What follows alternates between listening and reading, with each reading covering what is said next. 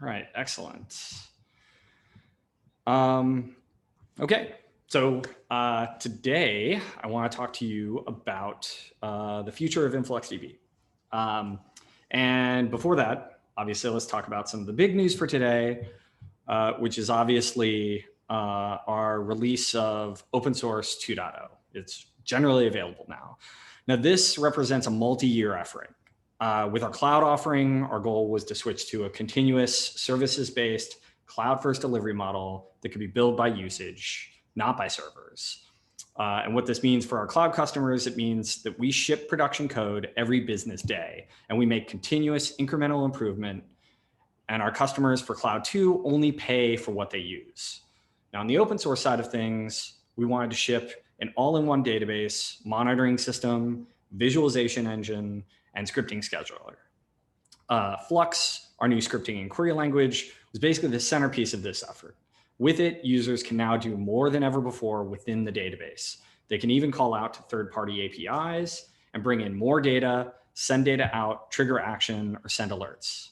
And all of this can happen at query time in ad hoc queries or via scheduled processes through the task system. Now, our goal was to ship the same API in the cloud offering and in open source, which we're doing. And we think you'll love the open source InfluxDB 2.0 for local development, even if you're a cloud customer, but you can also use it for deployment at the edge or on single servers within your own cloud or data center environment. Ryan Betts, our VP of Engineering, will be covering more of the details about 2.0 and our cloud efforts in the talk right after mine. All right. So I wanted to talk now that 2.0 is finally out, I wanted to talk about what we're thinking about for the future. Now, I realize it might be a little early to start thinking about this with 2.0 just out the door today. But the truth is, I'm really excited about some of the work that a few of us have been doing behind the scenes this year. And I've actually come out of coding retirement to actually write a little bit of code on this myself, which also makes me very excited. So before we get into the future, I actually want to talk about the past, specifically November 12th, 2013, which is the day I gave the first public talk about InfluxDB and introduced it to the world. Now, while the next 60 seconds will likely be a review for all of you, I hope you'll bear with me because it'll set the stage for what's coming. So that talk was titled Introducing InfluxDB, an open source distributed time series database. And in that talk, I sought to define what I meant by time series data. And I pointed to some specific examples. Metrics being the first and most obvious example of time series data, which is at the time what I think most people thought about. But I also talked about stock trades and quotes, financial market data, user analytics, even log data I viewed as time series data, right? 200 requests over time, a request to an individual page, 500 errors, all that kind of stuff. And generally, I was talking about events, raw event data, basically all things that could be analyzed, inspected, visualized, and summarized as a time series. Now, in the talks I would give over the following 6 months, I added sensor data to this list of examples. And I talked about two different kinds of time series data. The first, which is regular time series, which are samples taken at fixed intervals, like once a minute. And the second is irregular time series, which are basically event streams. And the thing is, you can induce a regular time series from an irregular one, like say the number of requests over 5-minute periods of time, or the 90th percentile of response times in 1-minute increments. The thing that all of these things share is they're things that you want to ask questions about, visualize, or summarize over time. More broadly, I claimed that data that you perform analytics on is time series data, meaning anytime you're doing data analysis, you're doing it either over time or as a snapshot in time. Time is the one dimension that you absolutely can't escape if you're doing data analysis. I saw time series as basically a useful abstraction for solving problems and building applications in a number of different use cases. The vision I laid out then is still one I have today, which is that InfluxDB should be useful for all kinds of time series data. It should also be a building block upon which the future of monitoring, analytics, sensor data, and time series applications can be built. So where are we today? Some of what I'm about to say is generally about the platform, and some of it is actually specific to the open source. So right now, InfluxDB is great for metrics. It's easy to write data in with libraries in many languages. It's easy to query data out using either InfluxQL or Flux. And this is true across our open source and our cloud offerings. Now, with the addition of Flux, InfluxDB is also great for analytics. There are so many more things you can do with InfluxDB inside of the database than you could previously do with our declarative query language. It's great for analytics. However, there's a caveat, which is this is only true for lower cardinality data. That is, you don't have too many unique time series and too many unique tag values within your data. We'll come back to this one because it's important. Now, one of the things about the open source specifically is that it doesn't have features for building distributed time series applications. It can't be used as a building block for that. This limitation is unfortunate, but at the time it was a necessary choice that we made that actually enabled us to build the business that we have so far that has supported our open source efforts over the years. However, it definitely gets in the way of our broader platform vision. InfluxDB should be a platform that is adopted by a very wide audience, well outside the audience of our paying customer base. And really, if I think we're a successful platform, what I want to see is that the total sum of economic activity around InfluxDB far outstrips the value captured by any single vendor, including us. So I think it's time to advance. We want to push what's possible with InfluxDB forward. And ideally, we want to do this both for our open source users and for our paying customers. So when I was thinking about the advancements we want to do inside InfluxDB, I was thinking about the requirements, the higher level requirements. And here's like a laundry list of things. It's like a lengthy thing. So the first and foremost thing is we need to eliminate any concerns about cardinality. We don't want people to have to think about cardinality. We want them to just be able to write their raw event data in and then be able to query it later. Cardinality isn't even a word that they should even think about. We also want to have best-in-class query performance on analytics style queries, in addition to the metrics-specific queries that we already do so well at.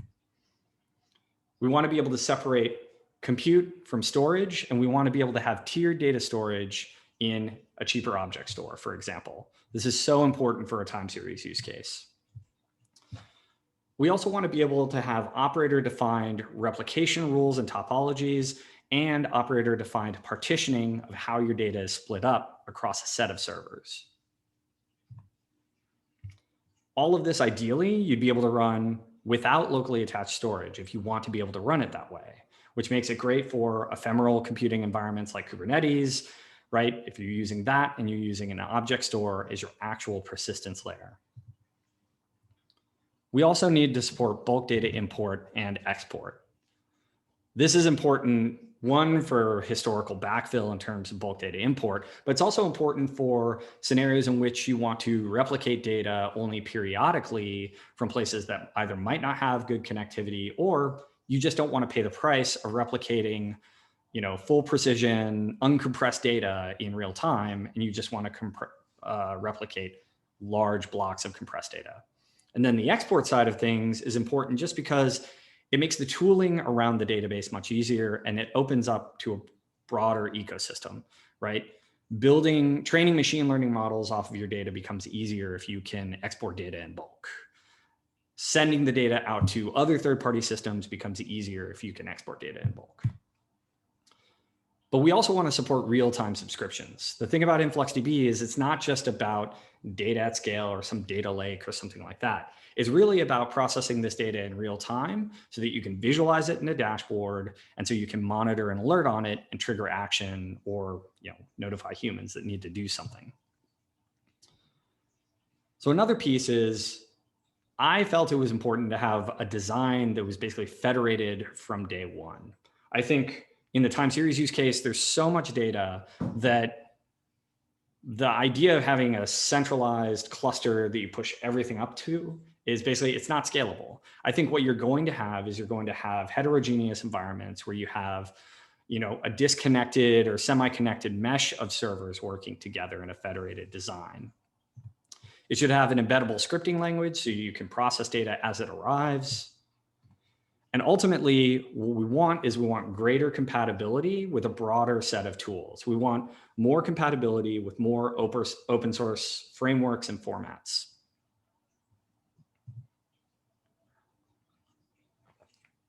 So the question became, do we iterate and refactor, or do we rebuild the core? Now, obviously, iterating and refactor is the preferred path, right? It's easier to take something you already have, improve it over time, incrementally, and do that kind of thing. Now, before I tell you about what decision we made, let me talk about how InfluxDB organizes data. Again, this might be some review. So here we have the line protocol, we have the measurement name, we have the tag set, which are key value pairs, we have the fields, which are key value pairs, where the values can be ints, floats, spools, or strings, and we have the nanosecond epoch, the timestamp. Now, this data is organized into series, where the series is the measurement name, the tag set, and the field name. And the actual raw data itself is a time-ordered list of value time tuples. So basically, what you can see is the database itself is actually two databases in one. There's an inverted index, which maps this metadata to the underlying actual time series, which is the time series database store, which is indexed again by the individual time series and the time. So here in this example, we have two separate time series with IDs 1 and 2. And then here we have the posting list. So the CPU measurement has both series in it. Host equals server A has only 1, host equals server B has only 2, and so on. Now, the important thing to note is that every new unique tag value expands the index. And expands the index not just for the number of unique series that you're tracking, it expands the posting lists and all this other stuff, right? It's basically this like explosion of data. So if you look at use cases where like tracing, where you maybe want to have a trace ID as a tag, and you get new values all the time, the problem is the index actually becomes larger than the time series data itself. Now, one way around this right now is to use fields rather than tags, but that's a limiting choice because you don't have control over how data is organized in the database, and thus how you might want to organize it outside of that tagging system. So what we realized is that in order to support high cardinality use cases, we'd actually need to ditch not only the inverted index, but also our indexing by individual time series. Our VP of engineering, Ryan Betts, has said multiple times to me, which is InfluxDB over indexes for these kinds of use cases. For metrics, it's great, but for higher cardinality data, it really is difficult. So another thing, which is kind of in the weeds internal InfluxDB stuff, is memory map files. So InfluxDB uses memory map files for both the inverted index and the time series data storage. And many like modern databases have been built on this because it gives you speed of development. And basically what it does is it just offloads that memory management to the operating system. Let the operating system decide what's going to be in RAM and what's going to be on disk. Now, the downside to this is that you lose fine-grained control over how memory is used and allocated. And mmap has also proven to be quite tricky in containerized environments, which we've already said is basically a first-class operating environment that we want to be in. And finally, we want to be able to run without locally attached storage. We want to have object stores as the durability layer. Now, the way that TSM and TSI organizes data, that's our storage engine, it doesn't lend itself well to having some data in object storage, some in memory, and some cached on local SSD. So once I realized that a gradual refactor wasn't possible, I started thinking about what it would look like to start a new effort in 2020 rather than in 2013. What tools exist today that weren't at my disposal 7 years ago? What other open source could I bring to bear that would speed this effort up? So we're rebuilding the core of InfluxDB, and here's the first thing to know about it. This project is written in Rust. I've written before about my excitement about this language. I honestly think that Rust is the future of systems software. It gives us the fine-grained control over memory that we're looking for, but with the safety of a higher level language.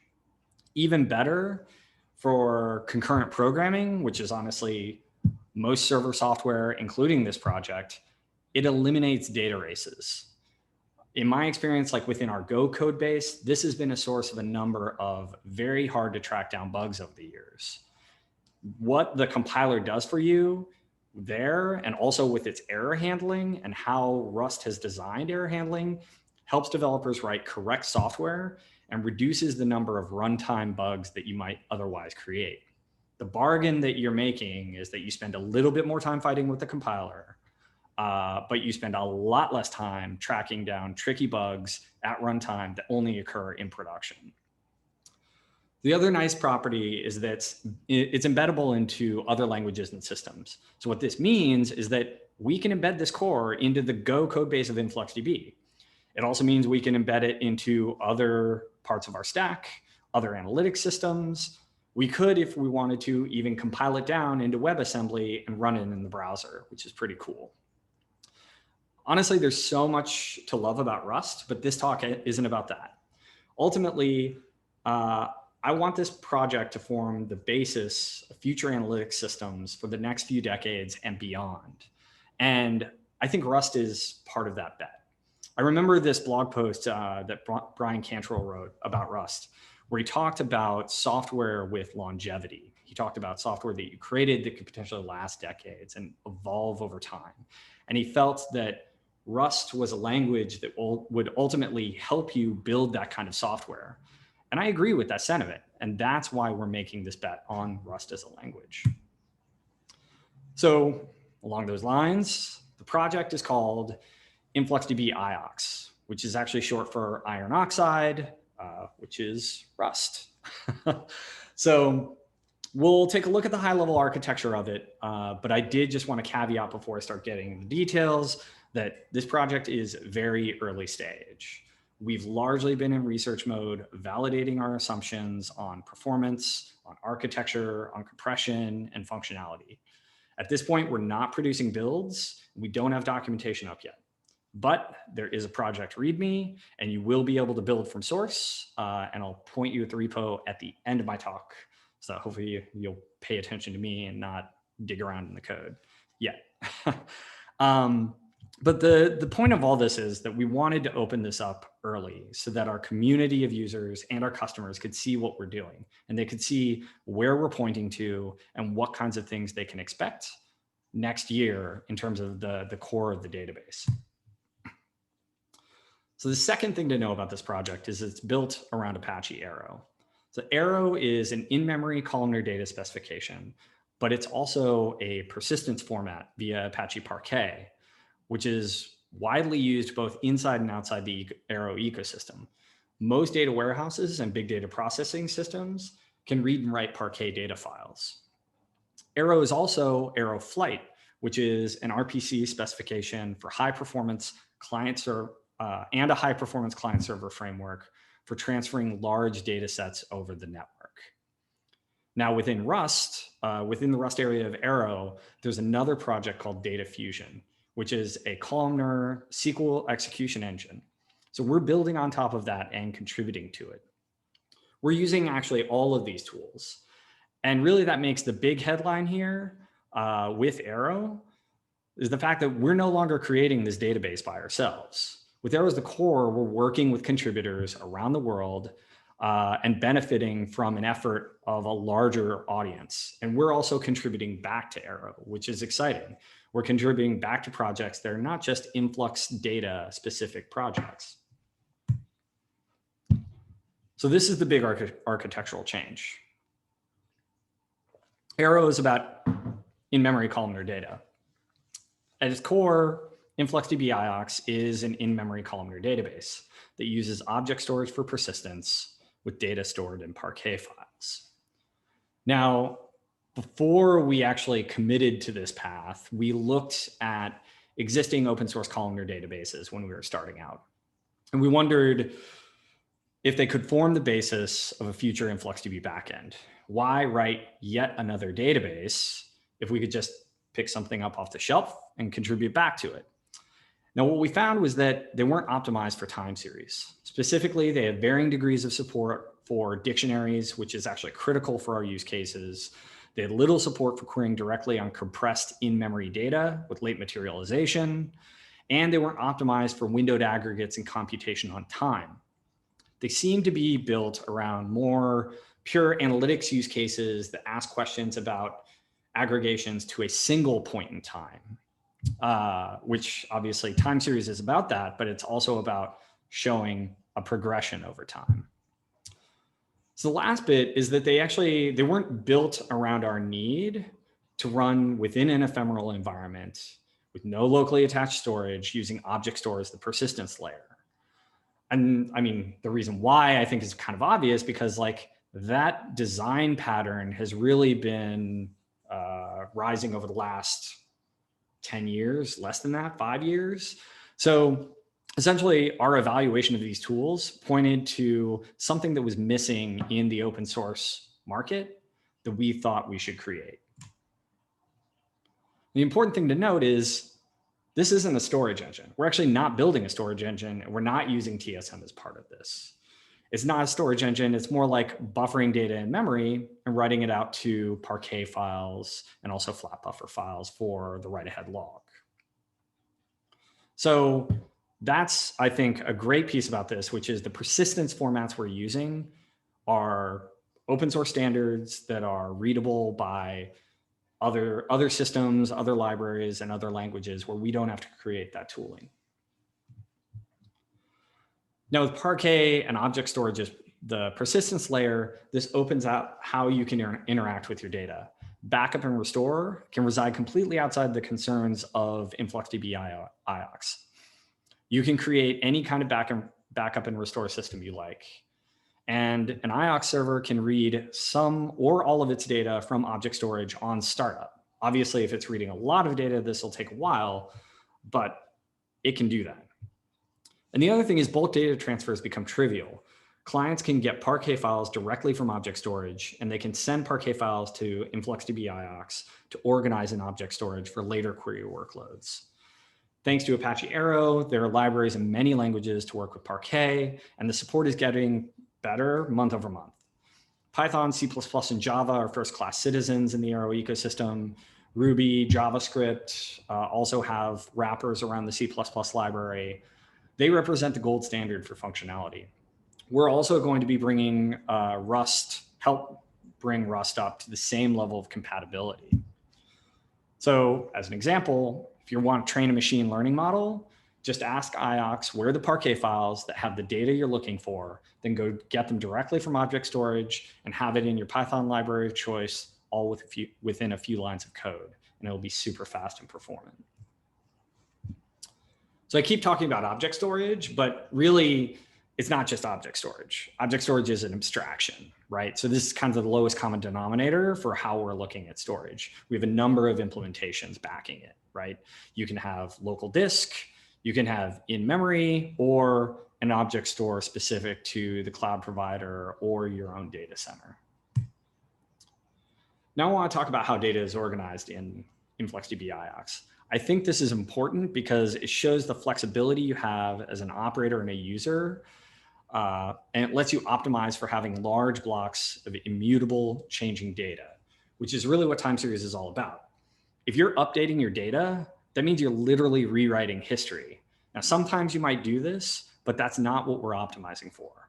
We're optimizing for history being a fixed thing that you can work with easily and modify on the fly at query time.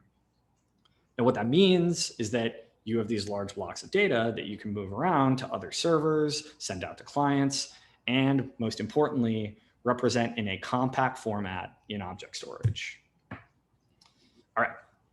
So at the top of this diagram, you have essentially a partition key. And this partition key is generated for every line of line protocol that comes in. You can use any of the metadata or the actual data to generate a string that represents that key. So you could have the measurement name, you could have tag key information or field information or time date formatting. Now, partitions are logical groupings of data based on the same partition key. When a partition is snapshotted, you create an immutable block of data. Now, a partition can have multiple blocks, but ideally what you're doing is you're buffering data up, snapshotting it once into a single block. Now, if you are creating multiple blocks, you can always compact them later, but you don't have to. But the nice thing is that this can be done completely outside the realm of the database. It can be done just by interacting with object storage. So underneath a block, you have the actual underlying implementation, right? You have, well, first you have tables, which are again, just a logical concept. But at the physical level, you have individual Parquet files, which have one table in each. And you have in-memory compressed segments that are optimized for query speed with some compression as well. And they're optimized to work on that compressed data directly without materializing it. So here's what the mapping looks like, bringing the InfluxDB data model into the table model. So at the top, we have this line protocol. And what we're doing is we're converting it into a table. So we have one table per measurement name. Tags and fields become columns. And as I mentioned before, you have one table per Parquet file. This also means that a tag and a field name must be unique within a measurement. The nice thing is this schema gets created on the fly as you write data in. You don't have to create a table ahead of time. You don't need to do any of that. You still have the ease of use of InfluxDB, which is write data in and things get created for you. So as part of our research, we wanted to see what the compression would look like for some real world data. So we took about a week's worth of data from a subset of a week's worth of data from our tools cluster, which is basically like we use cloud to monitor cloud, right? So this is actual data that we use for our own monitoring systems. And what it was right about 591 gigabytes of TSM data across 483 files. If we compress that TSM data with gzip, it actually got quite a bit smaller. And this is, again, probably due to the index size because there are many different tag values appearing there. Now, the naive Parquet test we did rewrote this into a whole bunch of Parquet files. We didn't try to organize all the series from an individual measurement into the same Parquet file. The truth is, like, if we had done one file per measurement, this would likely have come out to a few thousand Parquet files. But the thing to note here is that even with this naive Parquet test, we ended up with a smaller on-disk footprint than we had with TSM. So what that told us was we knew we could switch to Parquet as our persistence format without fear of like having worse on-disk representation than we had before. And honestly, I think we can do better than this. So the thing about the way this is organized is that the performance of the database is entirely dependent on how you partition the data. Basically, you break up the data into partitions, which can change over time because each partition is self-describing in terms of the summary metadata that specifies what it has, right? What tables, what columns those tables have, and summary stats like the min, max, count, sum, and potentially later even Bloom filters for identifiers. So this summary data is used by the planner, the query planner, at query time. So partition summaries are kept in memory, and when the query comes in, it analyzes them to see which partitions need to be hit to answer that query. So that's the goal, is really like take this massive amount of data and pare it down to just a small amount that you need to actually get an answer. Once we're into a partition or many partitions, we just brute force the query against it. And if we have it in our segment store, that means that happens against compressed data without decompressing it in memory. And we do late materialization on the actual results. So ultimately what this means is that the partitioning scheme you choose has like a great impact on what the performance of your queries looks like. This is one of the reasons why we let users define what the partitioning scheme is that they want when they create a bucket. And this can change on a per bucket basis. Now, obviously, most people are going to have time as part of that partitioning scheme. So I wanted to look at some very preliminary numbers from our segment store, basically our in-memory compressed store. So essentially what we did was we wanted to create some fake tracing data. So we have data with the following, tracing data with the following tags, right? An environment, a data center, what cluster it came from, a user ID, a request ID, a trace ID, a node ID, a pod ID, and a span ID. So what we did was we created a data set with about 104 million rows. And these were the cardinalities that we had for these individual tags, right? Environment, only 2, 20, 200. Basically, the worst was span IDs, which is literally a unique value for every single row, right? It's basically the cardinality is the same as the number of rows in the data set. Now, the in-memory representation of this data was about 12.5 gigabytes. And we're certain we can do better than this because we're using RLE compression for span IDs and trace IDs. And the truth is we'd be better just using straight dictionaries without that RLE. But as you can see, some of these columns compressed really, really well with dictionary and RLE, right? The environment column, data center, like basically all of these except for span and trace ID for the most part. So here's a query that I thought was interesting. Basically, like if you're looking at doing like large scale analytics across many traces, I don't think it's a controversial opinion to say that a columnar database is the best possible solution for that. The thing that I think isn't very clear is that what does it look like if you actually want to look up a specific trace, right? So the idea is the specific trace is going to be anywhere from 1 row to 30 rows, maybe more, right? 100 rows, but the actual resulting data that you get back isn't that large. So can you make something that's performant using that? So here we have a query where we're getting from the traces, where the trace ID is equal to this and the time is equal to this and whatever, right? So I mentioned, so we're looking up by trace ID, but we also have time in here. So ultimately my question is like, if you have a trace ID, where did you get it? If you got it from a log line, you're also going to have a timestamp. So you should use that information as well to help you query faster. And if you're partitioning your data by time, in most cases, this will be at least one of the criteria by which you partition your data. You can quickly narrow down to the blocks of data to query against. For example, if you have 2-hour partitions, you'll be able to find the spans you're looking for by querying at most 2 partitions. So how fast did this query execute against 104 million records? So this returned in about 85 milliseconds, which would roughly translate into about 1.1 billion rows a second. The truth is we're not actually processing all those rows. This is operating, like I said, directly on compressed data.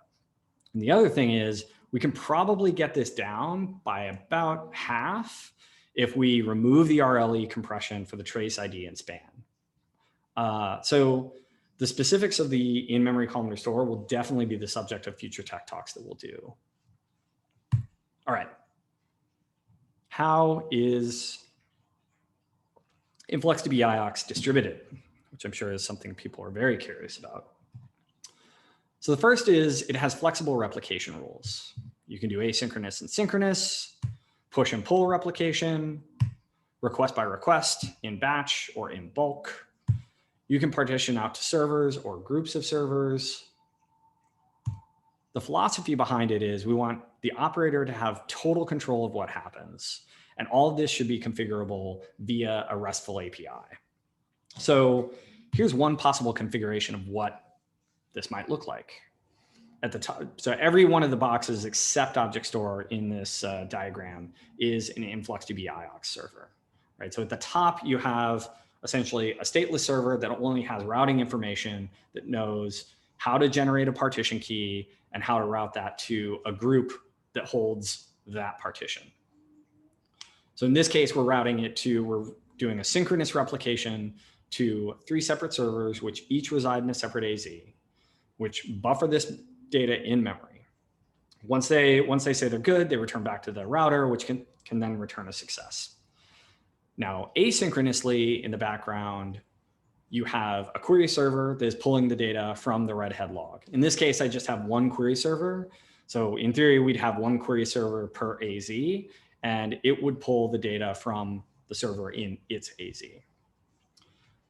And that write-ahead log gets written periodically out to object storage. And then separately, you can have the Parquet writer, which can pull all of its data directly from object storage, gather what it needs in memory to basically index a partition, sort it, and then write it back out as Parquet files. Now, this is basically a more standard like data center centric view. But the truth is, this is where I think the future is. The data center view assumes that all your data is getting pushed up to some central cluster. But I think in the future, we're going to be operating more at the edges as single nodes, or operating as small clusters and factories that are interacting with data centers. You'll likely have high precision data that doesn't make sense to replicate everything up to a central place, or at least you'll only want to replicate it in bulk in a highly compressed format. The future's distributed time series system isn't a cluster that runs in a data center, even if that cluster has rack-aware capabilities and multi-region routing. I think there's ultimately no limit to the scale of time series data that we'll be collecting over the coming decades, talking about as many sensors as you can possibly think of, collecting at higher and higher frequencies. So we'll need flexibility in how this data is collected, stored, queried, processed, and replicated. So here's an example of a federated, not fully connected cluster, right? You have on the left, you have edge 1, doing bulk data transfer periodically up to the US West data center. You have a write server that handles taking it in and sending it to the object store. The query server is just pulling off the object store directly. And then you're using the object store capability for multi-region routing. You don't even have to use InfluxDB IOx for the multi-region stuff.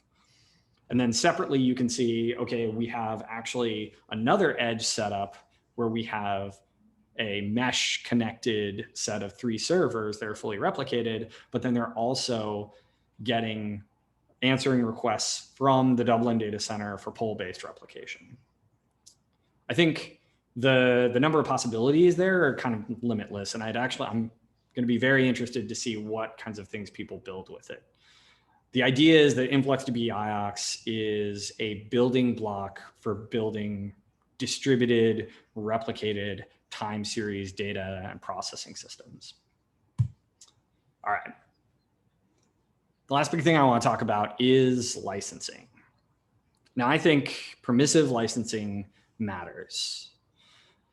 When we created InfluxDB, one of the things I saw was that basically people were reinventing the wheel. People at large companies, people at monitoring companies, analytics companies, they were creating the same thing on top of existing open source tools. And then later they were trying to build their own thing from scratch, but they were keeping it closed source. And I wanted InfluxDB to be the basis of a future system. However, the lack of distributed features left a gap in the market, right? And what we've seen is that obviously there's been a proliferation of time series data stores. Now, ultimately, I think infrastructure projects that fall under source available or community licenses severely limit the audience, and they limit what you can build, right? Those might be okay for internal tooling, but they become very difficult if you actually want to build a business on top of them. If you want to build a business where your users may have direct access to that API, right? That's hard to do because you don't know whether or not you're violating the terms of the license. Ultimately, projects that aren't permissively licensed are evolutionary dead ends, right? And I think it's a shame because most of those projects were actually built off of software that was originally open source. So for all of this, basically for the reason that we want InfluxDB IOx to have the maximum footprint it can have, and we want it to have the maximum utility it can have to as many people as possible, including people who would build businesses with it. InfluxDB IOx is dual licensed under MIT and APACHE 2, which is common in the Rust community. There's no community license, no source available license, no restrictions. You can build new projects with this code. You can fork it and build all new stuff that's permissibly licensed. You can build closed source code and build a new business with it, doing whatever you want. So Conway's law says that you ship your org chart. As if you create two teams to build a system, you'll get a system comprised of two separate parts. Now, what I propose today is Dix's maxim as it relates specifically to open source and licensing generally, which is that your licensing strategy is your commercialization strategy, whether by accident or design. Now, the architecture approaches for IOx are deliberate choices because of not only the functionality and the operational properties we wanted in the system, but also in how we plan to commercialize it. So looking back at this picture of a set of IOx servers working together, it's designed to be a shared nothing server that has an API that gives the operator total control over how it behaves. However, the operator must make those changes as they are needed. So who does this operation and who does this coordination? Now, in the most simple setups of a single server, you don't need to worry about it. In two server setups where you're fully replicated, you can likely get by with a shell script and a cron job. But the more complex your environment becomes, the more complicated this coordination becomes. It was a design goal specifically for us to separate out the core database work from the operational work across a fleet of servers. We'll create this operational software ourselves for our own needs in our cloud environment. However, your cloud environment may be different, and your data center environment may be different. Your cluster topology may be completely different. This is why the operational coordination is kept separate, but it's also in service of our business goals. So InfluxDB IOx has the maximum flexibility in topology and configuration, but that's where the scope of that project ends. We plan to run the actual InfluxDB IOx open source bits as is in our cloud. We will run off of master. We won't be running a fork. We'll be running right off the main branch. And that's also a goal of this project. We don't want to run a fork of the software. We think the open source software will be better and more reliable if we run it as is in our production environment. So the 2.0, 2.x open source users journey, for now, there's really nothing to really consider or think about. Next year, what we'll be doing is we'll be releasing a version of 2.x in a point release and a version of InfluxDB IOx where you can use it as an optional storage backend.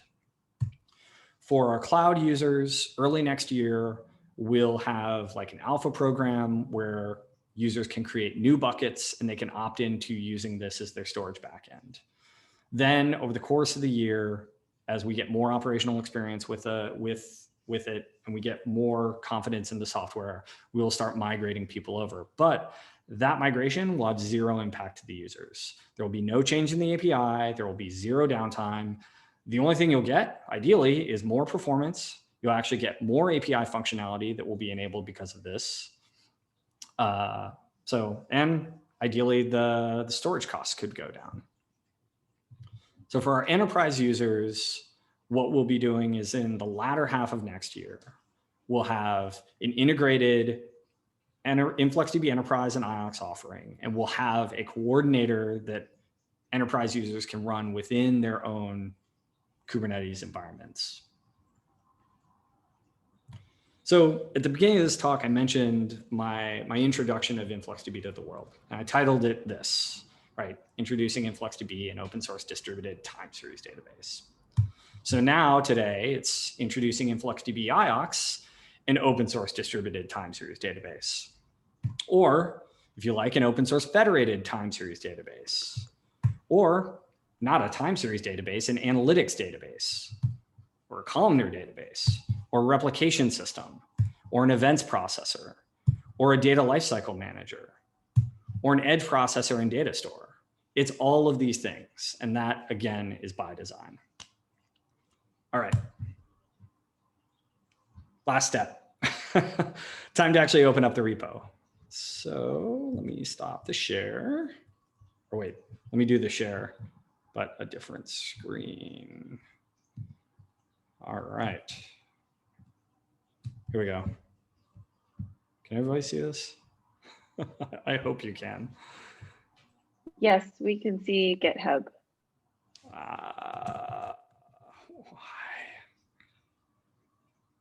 This also breaks my rules of never doing a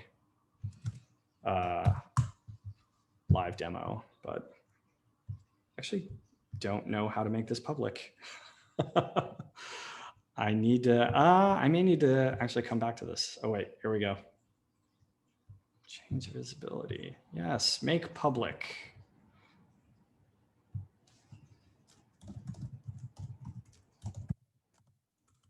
Oh, hold on. All right. It is done. It's public. There we go. All right. Stop the share really quick. Share again. And go back to prezo. All right. So what now? You can get involved. Please go star and watch the repo. That's InfluxData /InfluxDB IOx. Find the InfluxDB IOx topic on our community website, which also has links to sign up for our community Slack. We have a channel in our community Slack for this specifically. We're also going to start doing on the second Wednesday of every month at 8:30 a.m. Pacific, a tech talk on InfluxDB IOx, something specific within the data store. So you can sign up for that at that URL. And lastly, if you want to work on this full time, we're hiring for Rust distributed systems and columnar databases programmers. You can email those addresses. Or if you actually want to work on any of the InfluxData products, we're hiring pretty much across all of engineering. That's all I have. Thank you. That's really exciting, Paul. Congratulations to you and the team. We do have just a couple of minutes, so I do have, and we have some questions that I'd love to share with everybody. And I'm going to just share my screen so you can just read those out aloud. How's that sound? I have the doc up right now, so. Do you see it? Sharing the wrong thing. Okay. Share. Here we go. Do you see it? Yes. So can InfluxDB 2.0 be hosted in private VPC that we own? Yes, the open source can be hosted there. Should I rethink what values are fields versus tags with respect to how IOx will handle them? Within IOx, it doesn't matter. You won't have to think about a field versus a tag within IOx. You can use whatever you want to use. Is IOx the core for InfluxDB 2.0? No, it is currently not. There will be an upcoming 2.x point release that will have it as an optional backend, storage backend. What is the time frame for IOx? I kind of shared that at the end, which is we should have early builds and stuff coming out early next year with some integration with the open source and also some releases in our cloud. IOx and replication open source. Yes, it is.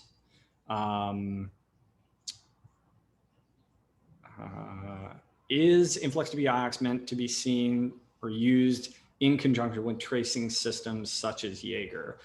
I would actually love to see this. This isn't part of our effort to begin with, but I would love to see a third party, like just another open source project that can essentially talk that API at the edge and talk to IOx. Is InfluxDB IOx also vectorized?